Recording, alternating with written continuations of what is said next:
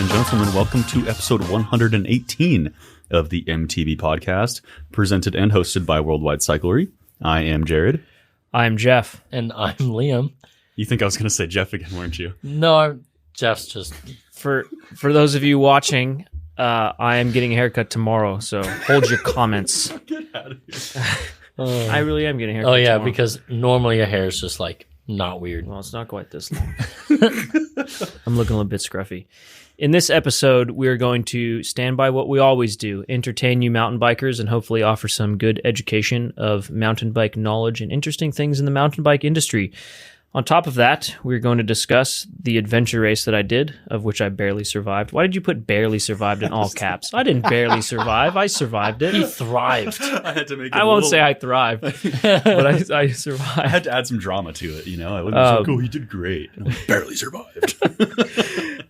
Jared's tubeless tire setup fail, which I don't really know if that's a topic to discuss. No, Why don't we just get it out of the way? Yeah, it's just kind Jared of blew funny. up a tire in the warehouse today, and it was super loud. Sealant went everywhere. It happens now and then. Yeah. If you pump up a tubeless tire, sometimes they blow off the bead, and Yeah. it's quite Well, it's catastrophic. more like a PSA. Yeah, be careful and don't. Yeah, well, be careful pumping up I'll say, tubeless don't tires do with what a I compressor. did. I used the extremely high flow nozzle that doesn't have a pressure gauge on it. Without a valve core. Without a valve core.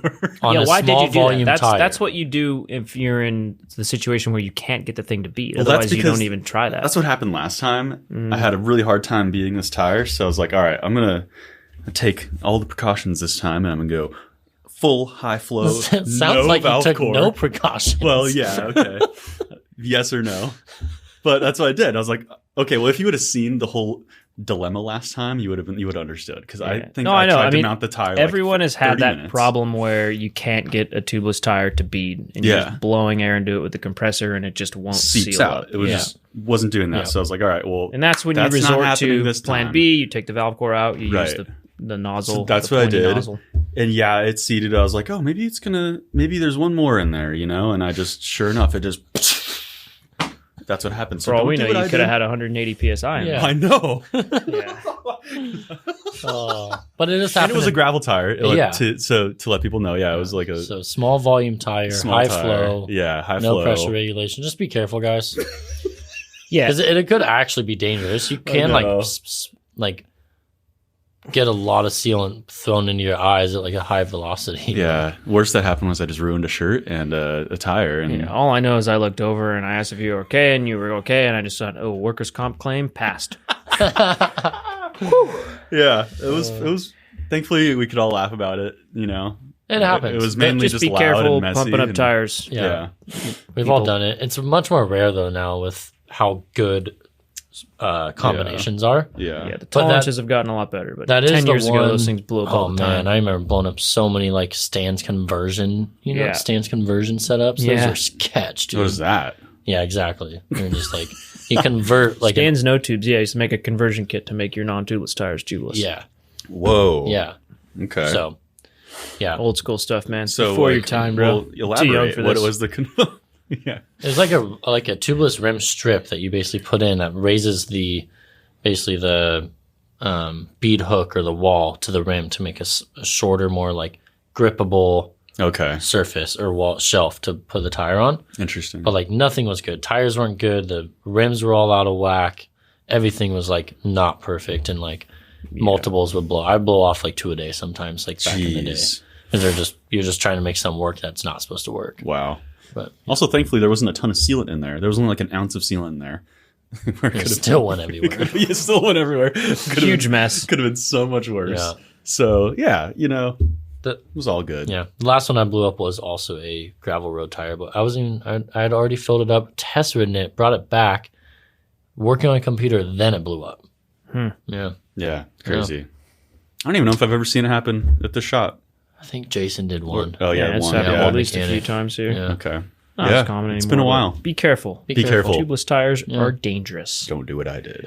Don't do what Jared did. Yeah. We're also going to answer listener questions ranging from mountain bike crimes to tire combos, human tails, and everything in between. Trails or tails? I should start reading these before. I'm really glad you don't. I think you should leave it how it is and don't read them, and then you're surprised. Well, Jared usually throws everything in there. I go in and go, nah, nah, nah, nah. And then Jeff sometimes comes in and goes, nah, nah, nah, more. Yeah. But when he doesn't, it's good. Yeah. Yeah.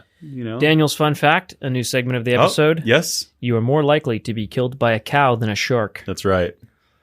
Is that proven? Yes. So apparently there's only about 5 shark-related deaths in the U.S. per year, whereas there's over 20 cow-related deaths, typically by either goring, trampling, or combination of the two. What about crashing into a cow in a car? Or kicking. That could be one, I guess. Because I had a cow in a car once, and that was Did you? Yeah, gnarly. But luckily not bad. It was in Hawaii. We were coming down a canyon road at nighttime, and in Maui, those things are all over that one road to the top. And by the time it came into the headlights, it was Booney, my friend Booney, slams on the brakes, and we hit it, but just enough to mess up the bumper, but it didn't hurt the thing too bad. It kind of limped off, but the thing was way bigger than the car. It was a massive animal. I mean, if he hadn't hit the brakes that hard, that could have been a into the windshield situation. So maybe that's why you could be killed by a cow. Well, yeah. Also, kicking, trampling, and goring. I mean, imagine the horns of a bull. I mean, that'll get you. Yeah. Jeez. Yeah. Yeah. So Fun be fact. careful of the cows, people, and tires. Hey, I have a related question. It might be a little off topic. That's okay. So when you go cow tipping and cows go on their sides, is it true that they die because they can't get up from their side? They got to be able to get up. That's what Weaver told me when we were driving up the 5 the other weeks. And I was like, there's no way, dude. I don't trust that. They have to get up. And he goes, no, that's why cow tipping's so bad, because every time you tip a cow, they die. No, it's because you might die because they might kick you. I don't know. I have no idea. I mean, even horses, like they. If there's any ranchers ChatGPT listening, knows. just let us know. Yeah, right. Yeah, dude. I don't think a cow would die. I would never tipped over. I would that never seems go like, push an animal. It just seems right. it's not. It does not interest me at all. Well, especially one that's like 700 times your size. Yeah. Maybe not 700 I mean, times. of all 40 the times. evolution and stuff that's gone down, you think that it would just die from falling over? I don't know. Turtles would if they get flipped. That's true. Turtles. All right, flipped over. we are off topic. This isn't a animal podcast. The last episode, I talked about the adventure race that I was about to go do, and I did it, and it was way harder than I thought it was. It was almost. You say that about a 72-hour, 80-hour adventure race? 75 hours. It took us. It took us 75 hours. We slept a total of 5 hours within that 75 hours. And yeah, it was almost 200 miles total between kayaking, trekking, and mountain biking, and 30,000 feet of elevation. It was really hard. I think the hardest part, the elevation is just tough, right? Because Breckenridge is 9,500 feet. The majority of the race was well above 10 or 11,000. So elevation was challenging. And then, just being out there all night, the sleep deprivation was super hard. And just having to continue on, no matter how you feel, I think was the hardest thing. I think we're all kind of used to we got to do a huge day, but you're just kind of still always comfortably in bed at nighttime. Exactly, yeah. But this was 3 nights where the sleep is horrible, you're sleep deprived, your stomach hurts, your nose is stuffed up, you just don't feel good, and you just have to keep going. And your body's just slowly deteriorating on you. I actually felt the best the 3rd day. I think by the 3rd day, my body maybe sort of gave up and said, all right, well, this is what we're doing. All right. This is how life goes now. Yeah. And I felt a little bit better. That's like a common theme of stuff. Like even when I used to do like big like training weeks, you get past the 3rd day and your body just kind of becomes numb to stuff. Yeah.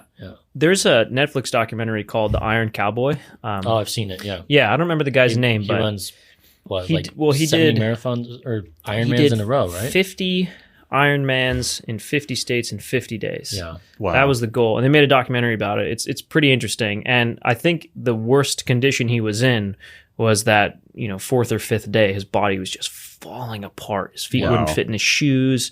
And there's this scene of him walking into the swim one morning, and he's just he's just limping, and it's just like, oh, it's like 5 days into this. How's he going to do this? But actually, he gets better as the days go on. Wow. It's a well done documentary too. I'd definitely recommend watching it. It was pretty cool. So what was like the thing keeping you going? You're thinking like, oh man, like that chicken sandwich at the end of this or like that beer. I know you're not like a huge beer guy or whatever, but like what was it that like just the end? Just the end, just like I can't wait to be done with this. A bed. Yeah. Yeah, just to be done with it for sure. Did you get Goggins on it? Yeah. I don't know, not really. I mean, I think we for the most part were in pretty positive spirits. Some of the sleep deprivation was really tough. There was a time where I was walking behind Greg, the one teammate who did it with me, and he tripped and fell onto his hands, and I was like, "What happened?" He's like, "I fell asleep."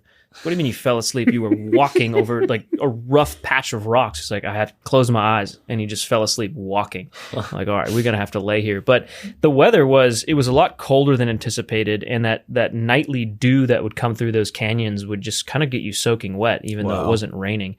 And you'd think like, oh, well, we'll be able to sleep on the trail here and there, but we really couldn't because you could only lay down for about an hour and then you were freezing because it was in the mid 40s, sometimes high 30s at nighttime by 4 a.m. when we were still out there. So we couldn't really stop. We didn't actually have the gear, which probably wasn't smart, to be honest. So we had to just keep hammering through to get to the transition area that we could sleep there. A little bit, but you can't really sleep there because can't really sleep there. It's so noisy. They had tents at the transition areas. There wasn't enough for all the teams because they were just kind of anticipating the teams would cycle through and use a tent, leave a tent. And we got a tent at one of them, but we didn't have sleeping bags. We didn't have pads. We had our emergency bivvies. So we got in a tent, one of the transition areas, got in the emergency bivvy. I woke up in an hour. The sun came up. We were soaking wet because of the dew, and I just couldn't feel my hands and feet. And I was like, we got to go. We can't stay here. So we got to go. So that was one of the nights of sleep was that. And the night prior, the first night, we slept 2 hours in the emergency bivvies in the back of the U-Haul truck. Because we got there and the tents were full and the U-Haul truck was there that the race promoters used to drive around the bins and stuff. We said, well, can we just sleep in that? And they're like, yeah, sure. So we just laid on the wood floor of the back of the U-Haul truck. Nicer than a tent, yeah, it was. Didn't get dewy, right? Probably less exactly. dew in there. Yeah. So that's where we actually slept 2 hours the first night, 1 hour the second night. And then the third night we got to the top of Peak 6 in Breckenridge and the little ski lift operator hut was unlocked.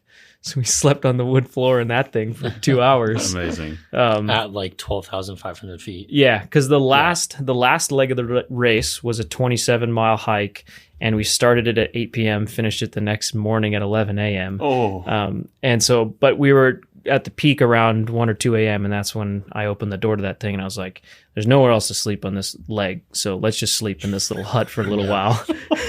Which is, I think, the best sleep the whole race was the 2 hours on that floor in that little hut because there was no wind. I feel like that's like 27 miles and up to Peak 6. Like you probably did a pretty similar route to like what stage 5 of the Breck Epic was. Yeah. We should look over the map because I think there was overlap stuff. We did I think over 100 miles of mountain biking throughout the race, so we must have rode a lot of similar trails. But yeah, it was so much. 75 hours with that little sleep. It was just way harder than I thought. And the checkpoints, sometimes we would nail them and we'd get to them and it was easy, and other times we wouldn't and we'd go rummaging through the bushes. Our goal became to just get all the checkpoints. The races are kind of designed for most teams to not be able to do that. So I think there was 50 teams that started and only 7 got all the checkpoints, and we were one of the 7. So we were actually really proud of that. That's awesome. We were the slowest team to get all the checkpoints, but we still did. But you got them all. Which we got them all. So do they hide some of them? Is that like... Yeah, some of them are just harder to find. So they're these little sort of reflective fabric orange bags, and then there's a proprietary punch in the bottom of it, and you use it to punch your punch card to kind of prove you're at that checkpoint. Okay. And then you have a tracker on your shoulder too, so they know if you were there as well. And yeah, some of them are right off the side of the trail. They're easy to find. Other ones, you have to know exactly where you are on the map because it's all map and compass, no electronics allowed. You have to know exactly where you are on the map. Then you have to draw a bearing with your compass and then just walk through the woodwork for sometimes a mile, just Jeez. traipsing over trees and climbing through creeks. And then it's like, oh, there it is, you know? And if you get slightly off, then you run into a creek and you figure out where the bend in the creek is, and you have to figure out if you need to go up the creek or down the creek. And so some of them are a lot harder to get than others, which is why most teams don't get them. And because they're, you know, even there'll be one checkpoint and it'll be 8 miles out of the way.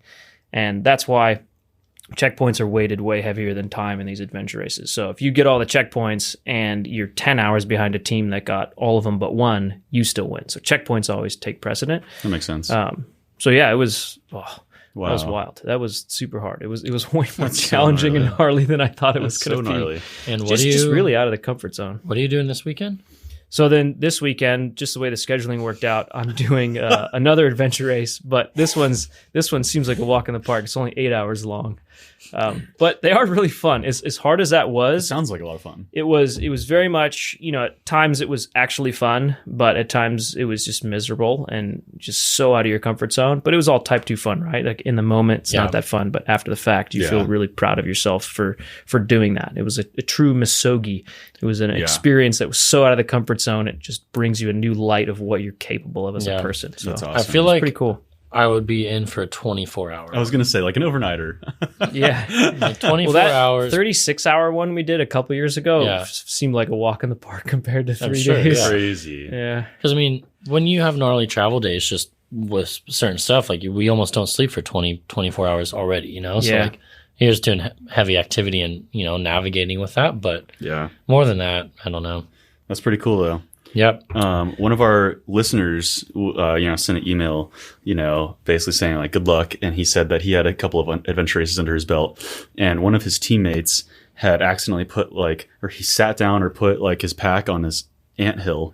Oh, And yeah. There was anthills all over the place. They were like savage ants Yeah. that bit him like a couple hundred times apparently. And they had to take him to the ER. Wow. And I was like, wow. I guess, anything could happen. I mean... Yeah, it really can. I mean, that's what's so crazy too is once you're in the mix of that race, some teams are, knowingly not getting all the checkpoints, so they're way ahead of you, but you don't really know if they have unless you ask them. So it felt like we were, lower backpack the whole time, and turns out we actually ended up getting top 10. But it's really hard to know. And then some teams could be crushing it. Oh, like I told you, the guy. Yeah. This crazy story. This guy, solo. Goes out just flying as fast as possible. I just couldn't believe the pace he was going. And I was like, man, this guy just must... he's running like 7-minute miles. He's running like 7-minute miles. This guy just must know something we don't know. So the start of day 2, we're starting a 26-mile trek, and he's finishing it running by himself, like looking fresh, just floating. There's one of those, when a professional runner, they just float when they run. And I was just like, how is this possible? Like, how do we suck so bad? Or how is this guy just an elite athlete? I don't know what's happening, one or the other or both. You're like, I thought I was fit. And yeah, exactly. And then sure enough, 50 hours in, the guy hadn't slept well at all, if at any, and he starts hallucinating like crazy, gets completely lost by himself in the middle of the mountains, and pulls the chute, calls emergency services, because he's just like, it's over, like just bonked out hard, hallucinating, and just like, what was he thinking? Wow. Yeah. Burned all the matches. Just burned every match as fast as he could. Wow. Yeah. I was like, what? And then the match book, Oh. and then what was under the match book. Yeah. So did you say how many checkpoints he got? Like, how close was he to finishing? Or I think he had like 38 checkpoints out of the 47 or something. That's like he was only impressive. 10 miles from finishing. Wow. Yeah. I mean, if it was a 36-hour race or even a 48-hour race, you'd Yeah. think he probably would have But- been like world champion. But But you said have couldn't just- quite do 3 But days. he said, apparently. Wow. he said he was super good at navigating until all of a sudden he just went Just boom, way off course. completely off. Yeah. Wow. And that's what's tough when you're sleep deprived and you're navigating and you can't figure out where you are on that map. Yeah. I mean, it's kind of game over, especially if it's 3 a.m. You're just out by yourself. Jeez. Just nuts. What a crazy sport. Seriously. Yeah, it is enjoyable though, in the way that you're mixing in all these different sports. There's so much tacticality to it in terms of navigating and the transitions, and it's pretty fun. It's no wonder it's a niche sport, because how many people want to subject themselves to that misery? Sounds like something you came up with, honestly. Yeah, I know. It's right up my alley. It's That's like, for sure. man, who came up with all this? Jeff did. No, it's good fun. But That's yeah, awesome. what a totally nuts So sport. you're gonna do it again next year? I think I got one of those a year. I don't know if I could Really? do like a 3-day one like that. I don't know if I could do more than one a year. yeah. It's just so hard. I don't think that's gnarly. Jeff seemed like himself until I do after this too, weekend. today. I know that amount of sleep deprivation. And I got really bad tendonitis in my arms from the kayaking. I was the least prepared for the kayaking.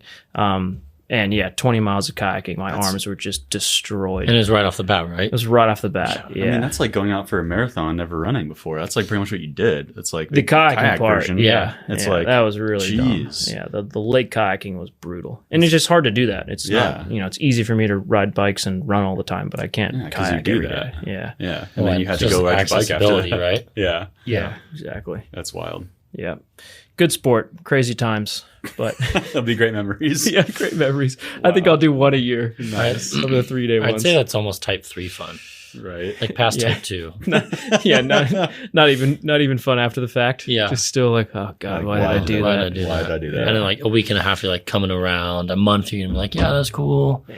A year later, you're like, yeah, I'm ready. Yeah. That's type 3 fun. Yeah, my body was wrecked. I think I lost maybe almost 10 pounds. I'm all cut up and everything, shins, bruises, like my fingers are all I'm just all messed up. But I don't know. I mean, my upper body was way worse from the kayaking than anything. So, Yeah. but my bike held up. I rode the Revel Ranger. That was a perfect bike for all of that sort of stuff. There was a few gnarly sections that were a little rough on that bike, but for the most part, it was perfect for that. Nice. The only little mechanical I had was I went to unclip and I couldn't unclip, and then I toppled off of a cliff sort of into these bushes, and my cleat bolt had just vanished. Oh, no way. Yeah, did I tell you that? Oh, that's what happened. My cleat bolt disappeared. No, you didn't. And so didn't tell me I that. couldn't get my foot out of the pedal because No way. if your cleat bolt falls out, it just spins in there. Yeah.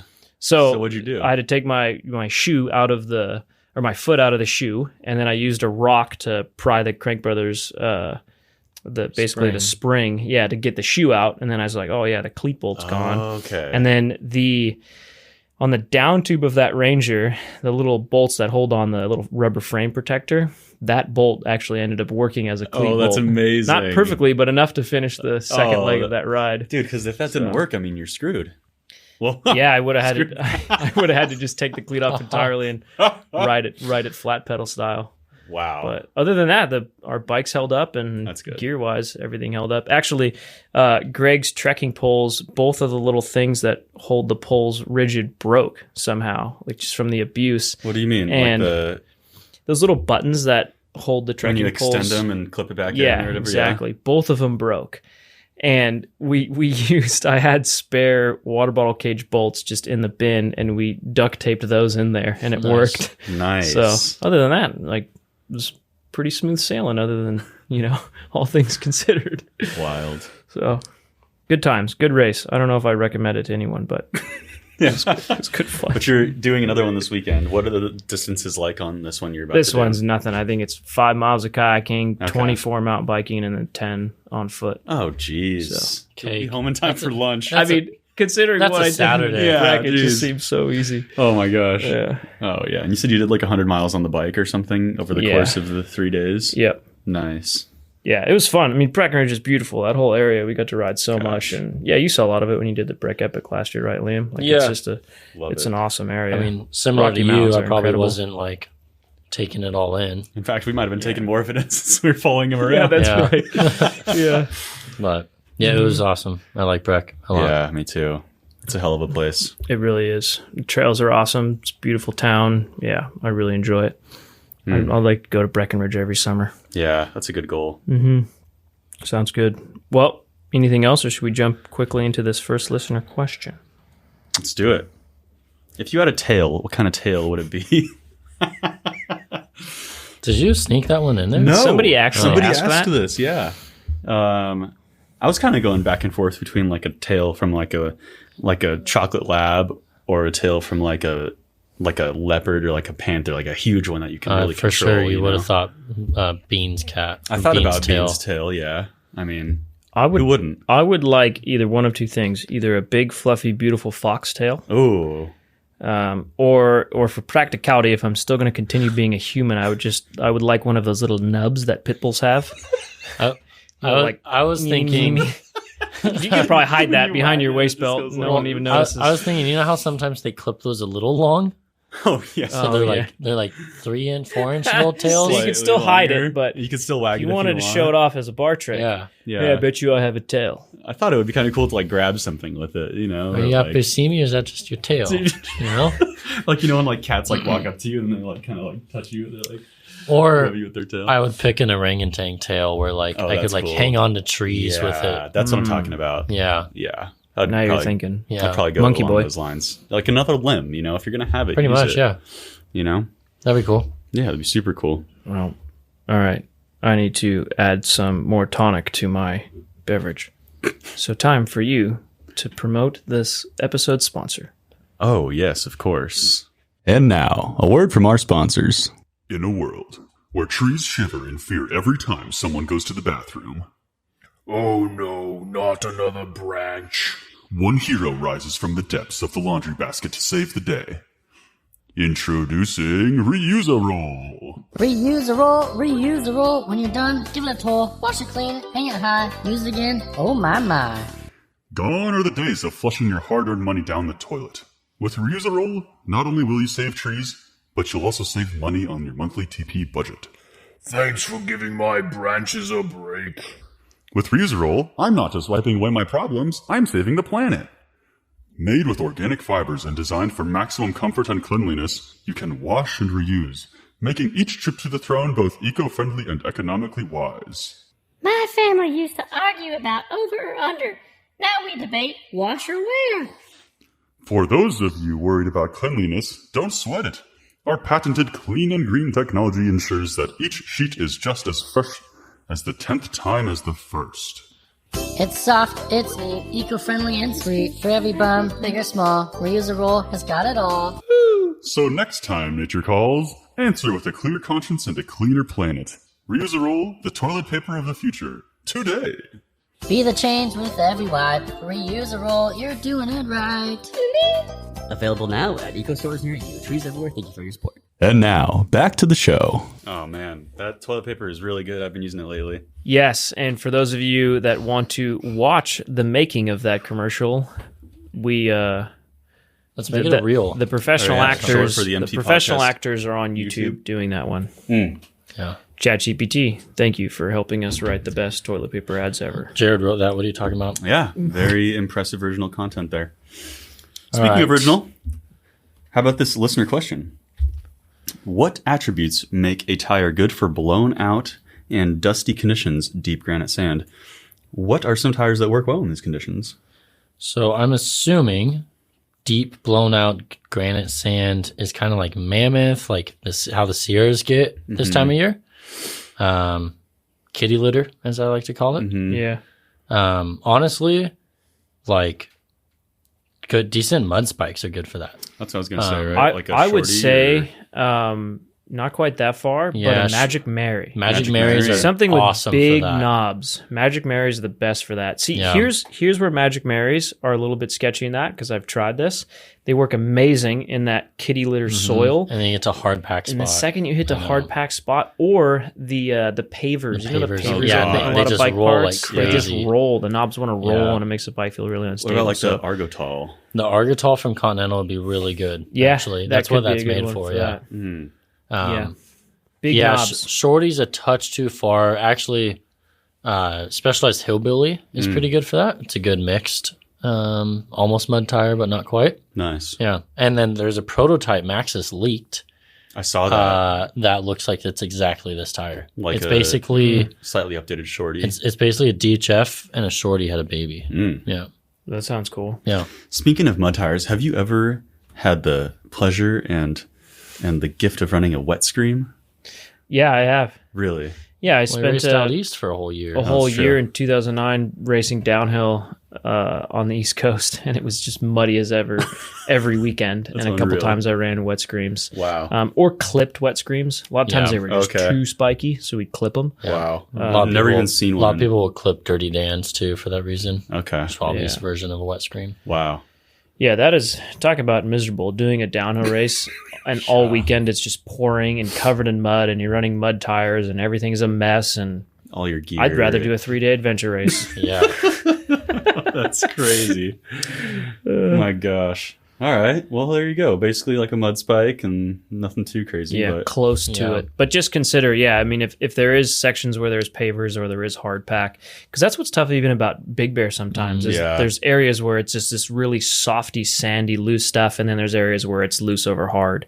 And, I mean, no tire is going to work good in all of that. For me, I like DHRs in that. Yeah, DHR is a great tire for that because it still has a lot of space, Yeah. so it can sink into the soft stuff, but it doesn't have too tall of knobs that it feels wandery once it gets hard packed. And then Nico, when he came out here, he was doing some testing, and he had a clipped assegai. So like the third transition knob, he just clipped that off. Just to give more space inside of the tire for mud or loose stuff. Yeah, it's a good idea. Yeah, we also had that prototype 2.5 DHF. You remember that? DHR. Oh, that's what I meant. DHR, yeah. Yeah, it's not prototype, but it's just, or I guess, just athlete only. Athlete only. Yeah. God, doesn't that just... I just want that 0.1 of an inch for my DHR doesn't that just too. grind your gears? I know. Just give it to me. I saw McKay with one front and rear like probably 3 or 4 years ago. So many we were riding tires, the number of SKUs, and all we want is yet another one. Well, that's what I asked. I asked Andrew here and there for something. I'll be like, hey, like, what about this? He's like, that's athlete only, or we're never going to make that. Too many SKUs. Yeah, it's right. Like, that's your problem, not mine. My problem is I don't have 2.5 DHR. What I want is an Icon double down. Oh, yeah. 235 Icon double down. I remember you saying that. Downeyville for Downeyville. Secret. Yeah. Yeah. Not available. Jared Graves only. God, imagine being that guy with this. We'll make a tire just for you. My name's Jared. Hey, this is Jared calling. You don't have. You need the resume of Jared Graves. You don't have 20 world titles in 7 disciplines. Yeah. What do you think if I just like leave out my last name and I call him and then be like, yeah, this is Jared just calling for my monthly allotment of You tires? need to be handsome, Australian, and one of the most accomplished mountain bike racers of all time. I am none of those. I'd say bicycle. You're racer. right. It was not even just mountain bike. Yeah, BMX, BMX cross. stuff. Yeah. Some like road titles, or I don't know, maybe not. All right, let's do this next question. Right. Oh Next boy, what's happened here? Is it possible to use a modded Eagle cassette like on Jeff's Ranger with Axis and somehow electronically lock out the 12th gear? The thought would be for switching between a trail wheel set and a race wheel set, 11 and 12 gears respectively, and being able to lock out the missing gear with the Axis so you don't blah, blah, blah, go shifting the spokes. Go Bean at the end of it right there. You added that. No, I did not. I never do. But can you do that on you cannot on Axis? Can you lock out a gear? You could manually crank in your limit screw so it stops. Not on transmission because there is no limit screws, but just on Axis stuff. Axis. Yep. So you could wind that in. I would think a better option would be run an E13 cassette. Yeah, with like a 9 or a Leonardi. Or Leonardi with like a 9. What's mine on my road bike? 946, I think. Mm-hmm. That's what I have on my gravel bike. Yeah, so I have a 946 for my road wheels on like my gravel bike, but they're like my more road style wheels. And it's a 946. That way I have a little bit more top end. And then I run the 1052 on my gravel wheels, and I have a little bit more low end. But you use the same derailleur on. Same derailleur. Yeah. I don't even have to adjust it. It's perfect. I just swapped them out. I have the same hubs. So like brake and cassette alignments all the same. Yeah. Swap out, boom, boom. 2 minutes. Yeah, that would work for this guy, it seems like. And, I mean, unless he's going for like less weight with the 11 speed, but I mean. Sometimes those are less weight though. Yeah. Probably a little bit, right? Yeah, it depends on exactly what he's going for. But I think it's worth looking at E13 and Leonardi in terms of 2 aftermarket cassette options that work really well and that have really unique spreads of the cogs, and they go to 9 instead of a 10. Yeah, I don't know why SRAM doesn't do that. Maybe they just don't think it's as strong. Well, what you could also do is do a SRAM Explorer cassette, which is 1144 or 1044. True. Yeah. Not as good as a 944, though. It's not as good as a 944, but if he's just looking for a little bit less top end, a little bit tighter range, that would give him it. I ran that E13 cassette on my, and granted, some E13 cassettes have had problems. People had some warranty issues with those things when they were new, but they've sussed those out for the most part and stood behind the product. And I ran one on my gravel bike for well over 2 years, and it was fantastic. Yeah, I've got that Leonardi cassette on that Banshee right now, and it's awesome. It's like an awesome way to get a cassette that has it's lighter, it has not as gigantic of a cog as an Eagle cassette, and it has an even bigger gear range. Yeah. I think I probably have 2,000 miles on my E13 cassette on the road bike, gravel bike. Really? Yeah. I had it on 2 bikes. No, they work good. Nice. Yeah. There you go. All right. Okay. Well, there you go, sir. Okay, next question. Love the podcast and I was wondering if you could rank these 3 mountain bike crimes from most acceptable to least.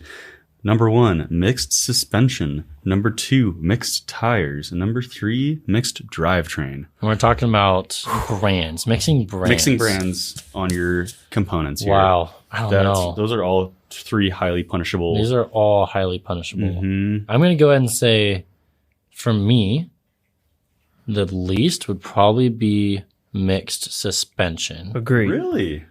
Just sometimes there's just a case to have a Flodex 2 on the back and a different fork, or the other way around, right? Yeah, a like Fox it's like fork a 36 and a push shock or something. Yeah. And realistically, mixed suspension, they can both work great. They're just not the same brand. Mhm. Totally. You know? Okay. I guess you could make that argument about tires too if you had the right ones. But. Yeah. So is that Yeah. yours too?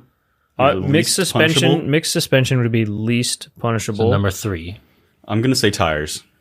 is your number 3? Yeah. Yeah. Sometimes you find yourself in a predicament, you don't have matching brands, you get a No, flat. that to me is the most punishable. Yeah. To me, that's most punishable as well. That is I guess that's the despicable. easiest. But Jeff doesn't ride tires longer than like 10 rides. He's never putting on mixed tires, ever. yeah. Okay, understandable Ever. for you. My situation's unique. Well, my garage is filled with Jeff's 10 ride tires, dude. I have dissectors and recons for I days. recycle all of my lightly used tires to all of the Worldwide Cyclery staff. There we go.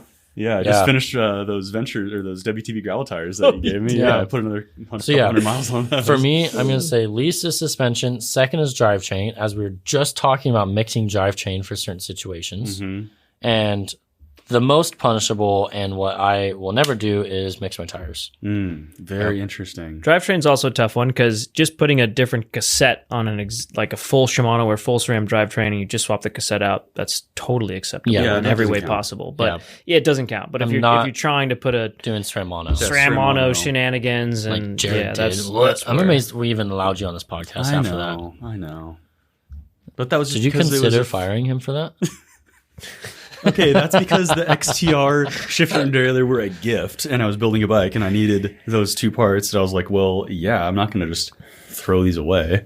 Yeah. It would have gone straight on pink bike for me. Well, I eventually did that, but only after I realized that it wasn't that great, Yeah. That's worth a try. So what's your least punishable to most? I said. Oh, you said? What I Yeah, just so he yours agrees is- with me. Yeah. You agree with him, okay. Yeah. I'm going to say worst is, I'm going to say worst is drivetrain, then tires, and then suspension. There you go. And I meant to do that. Cool. Table banger. Cool. Table banger. Cool. All right. How about this one? Are UDH frames outselling non-UDH frames these days? It was a thought that came up when I was looking at used bikes. Should I even buy a bike without a UDH? It is a super good question. Mm-hmm. Well, for the first part of the question, almost every new bike we have now is UDH. Mhm. It was like a year and a half, and everyone updated it, and almost every bike now is UDH. So, I mean, I guess you could say, yeah, they're outselling, but also like brands are just making bikes with UDH. So Yeah. like, it's kind of hard to like justify whether because they're selling more as UDH or because brands just updated the bike like at the perfect time with UDH. Banshee doesn't have UDH, does it? Banshee does not. And so does a Rascal. A lot of Couple bikes. couple Rebels don't right now. Mostly just Rascal. I mean, you got to imagine everything will soon enough. Right. for sure. So I don't know, but it's also one of those things where, what are the pros and cons? So you cannot run transmission without UDH. Mm-hmm. How much does that matter to you? Yeah, exactly. Versus getting a really good deal on a bike that's non-UDH, if so possible. And Yeah. and if you bought that bike and you bought 1 or 2 extra derailleur hangers, you yeah, will that's the probably other thing. be That good is an important for thing to mention. For years. the life of the bike. Yeah. Like there's very rare I replace a derailleur hanger. It is Yep. nice to have UDH when I'm like going on a trip, but like And then you already have a spare with you, probably. I do, yeah. Yeah, exactly. So I it's always like- bring my own spare, whether it's UDH or I have to source it differently. Yeah. Yeah, the idea of a universal derailleur hanger is convenience, not necessity. Mm-hmm. And transmission is a luxury, also not a necessity. Yeah. Massive luxury. So, yeah, a massive luxury. Yeah. So, yeah, it just kind of depends on, yourself weighing those pros and cons versus, yeah, right now, I mean, whenever there's a quote unquote standard change, you can always find really good bargains of the last standard. And that's kind of the case right now. So maybe that outweighs the luxury of the convenience of a derailleur hanger and a universal derailleur hanger and transmission. Yeah. Yep. Definitely. Yeah. I mean, if you prefer mechanical anyways, then it really wouldn't even make a difference. Yeah. Yeah. I mean, I don't know, if you really want a bike and it's a fantastic deal and you're really enjoying your existing drivetrains, then yeah, I wouldn't worry about it. And Well, I would never knock someone for not having a UDH bike. Oh, It's yeah. completely fine. So you have a non-UDH bike. You're right. Banshee. Yeah, that's true. I even know one. Yeah. Because I like my drivetrain. And I It's have, fine. Yeah. and right now I have my Revel Rail 2.9 with UDH, and I have mechanical drivetrain on it. I'm not going to change it for at least a year, Yeah. if not for the life of the bike until the bike's done. So Yeah. yeah. There you go. All right. This question I will sum up because long it is one. long. Go for it. I've been riding for more than 10 years and always weighed between 80 and 85 kilos. This summer, I have lost some weight and now I'm down to 73 kilos. Great job, dude. As I was riding, my suspension started to feel stiff and way off. I let some air out of my fork and it felt better. I looked up on Ibis's site and it looks like I should drop my coil spring from 550 pound to 450 pound. Is there anything else I need to check? My real question is rebound, compression, even tire pressure. Yes. Like 5 pounds can make a pretty decent difference on bike setup. And as you change your spring rate, so whether it's spring rate on your shock or the air in your fork is also considered spring rate, your compression and your rebound will also change, mostly rebound. Your rebound is basically based off of your spring rate and the bike's suspension kinematics. So yeah, if you took air out, making it softer, you can also take 1 click of rebound out. So make it 1 click slower. There you Would go. be a good place to start. That's not science. That's just a good place to start. Yeah. Nice. I did not know that about rebound. There you go. You know who could have told you that? A Cork Shock Whiz. Or him. Or Liam. Listening to the MTB podcast. Yeah, I mean, you ever seen a chart like as you're heavier and as you add more weight, True. you actually have to add more rebound. Right. So Makes sense. yeah. Yeah. I think it's funny when people comment and say, I want to hear the buzzed head guy answer this question. And then they put some really technical question in. Those comments are so funny to me. My name is Liam. And that, It just cracks me up. How about this one? Why do rear hubs make noise? And why do different rear hubs make different noises? is this also for the buzzed head technical guy? It is now. Is it Hub possible make to noise. make a silent rear hub? Do you have a favorite or least favorite sounding rear hub? And does that influence your choice when building a wheel? Well, clearly, they don't know about Onyx. They The don't. stealth silent hub. Onyx Sprag is clutch. actually silent because nothing is engaged while it is coasting. It's a completely different design that uses what would they call Sprag that? clutch. Sprag clutch. Well, yeah, but in a way that people can understand what it looks like. It's a roller bearing needle that Yeah. that's why it has infinite engagement, because it can roll one way but it can't roll the other way because the size expands. The directional bearing, or It's almost like It's hard to explain. Like, but you know, like one of those little like wind sock things, and sometimes when they get faster and it kind of gets more, it grows its wings. I'm not even explaining that right. I know what you're saying though. Yeah. But if you ever saw it on the sort of the schematic of it, or if you saw one when they slice it in half and you can see the inside of it, you'd Yeah. understand. But yeah, so there is hubs called Onyx, which have a completely unique and patented design that are completely silent, and that's pretty rad. And some people absolutely love that. I have always wanted to build a bike with them, especially like a downhill bike or Yeah. a enduro bike, and it's just silent. I'm impartial because I like the sound of a hub. I think it just sounds cool, and a high end hub sounds expensive. It's like Yeah. the exhaust of a Lamborghini. You don't go, oh, I want a Lamborghini that's silent. Like, Yeah. no, you want the sound so you want of a that Tesla? supercar. Yeah. You want that sound, but Yeah. but I also completely understand the beauty of silence, especially on a mountain bike. Yeah. So that's Onyx. One Yeah. thing I kind of like about hub noises, and specifically a hub on the louder side, is while you're riding around the trails, it almost acts as a bell. It does. Like it's loud. People hear you coming when you're going downhill. Totally does. Yeah. Yeah. But to answer the question, hubs make noise as the engagement system. There's different engagement systems, which is why they make different noises. Some have And pulse. even putting more grease on them can Yeah, change the noise. more grease, less grease. If you haven't serviced it in a long time, it's probably louder than if it is freshly serviced. But yeah, It's dry, it's loud.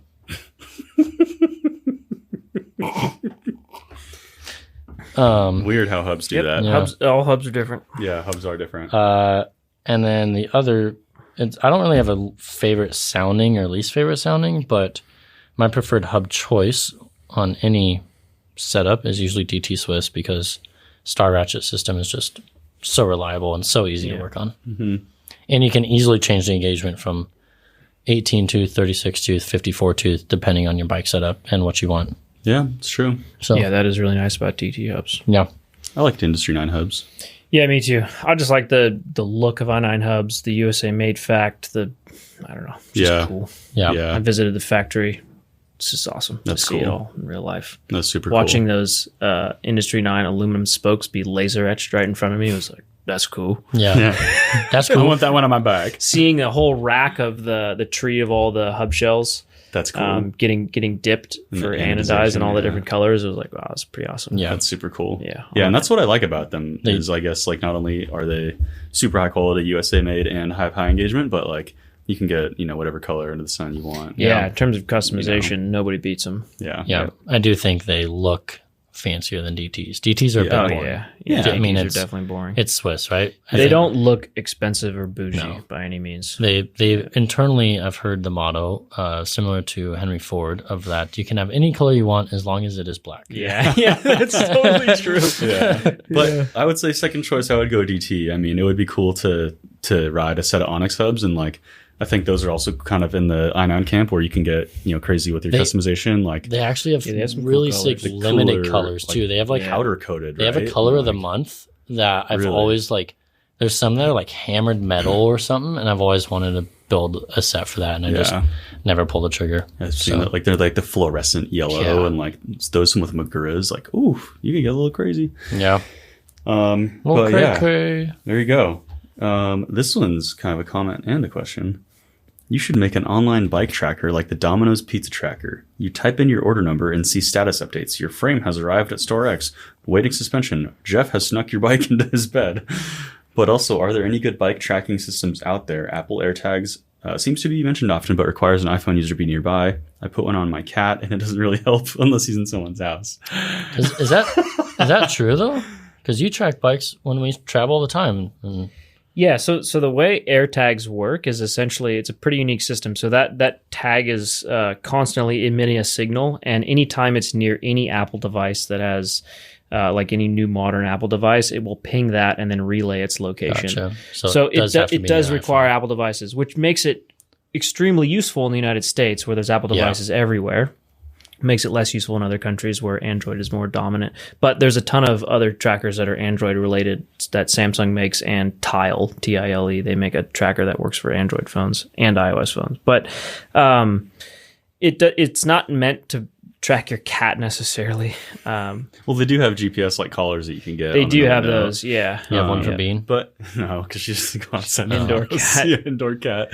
Don't trust A her lot out of people there. do use AirTags for their bikes, though. Yeah. That's not uncommon. I guess it depends on what you're trying to track and why. It sounds like they want to track, like if you bought a bike from us, for instance, and you want to see Yeah. like its exact location instead Well- of just like the last tracking update. So Yeah, I hate Yeah, to the- break it to the dude, but the Domino's Pizza Tracker is just an automated algorithm that just updates. it's not even real.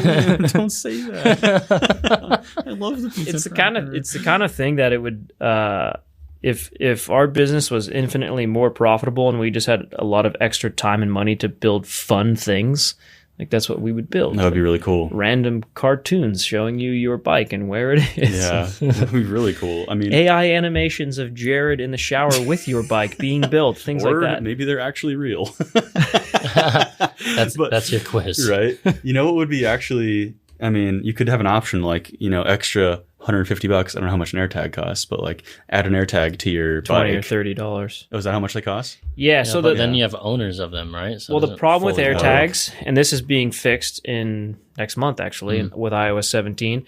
Historically, AirTags were linked to one Apple ID. So you cannot share an AirTag, which is super annoying. That's being fixed in iOS 17. So when the iPhone 15 comes out next month, you'll actually be able to share it, which then it would be pretty cool because we've been talking about that because we've had 3 bikes lost from FedEx recently. Wow. Yeah. I know about one, but not 3. Not funny. No. Big financial loss. And the insurance is insane to Dude, and steal the money back insurance from is them. a joke. It's Yeah. like there's countless stipulations. If there's one logo on the box, insurance doesn't cover it. You didn't read that fine print? It's ridiculous. unreal. Yeah.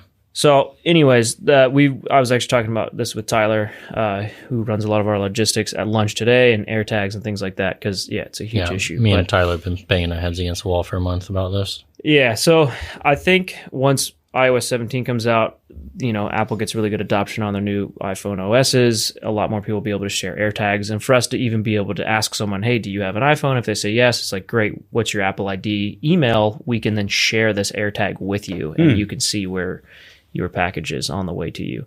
The other problem with that, though, is if you think about it, if FedEx loses the thing and you're like, well, here it is in Kentucky on the side of this fulfillment center, what are you going to do? Go there? Yeah, I mean, I would. I mean, I guess you can. Yeah. What are you're gonna go there and like tell the guy at the door, like, I got my AirTag. You guys have told me it's lost. Here's a tracking. I mean, I guess honestly, you're gonna fly there. I mean, if it's a $10,000 bike, I was gonna say, would, if but there's $10,000, it's almost worth I the know. $300 Totally. flight for me to go there. 100%. yeah, it is. Yeah, So- I'll drive there. Screw it, I man. know, Like, I that's my know. bike we're talking about.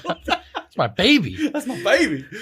I need that. I know. I'm like, no, man, you don't understand. It's right here. I could see it. It's right Yeah. there.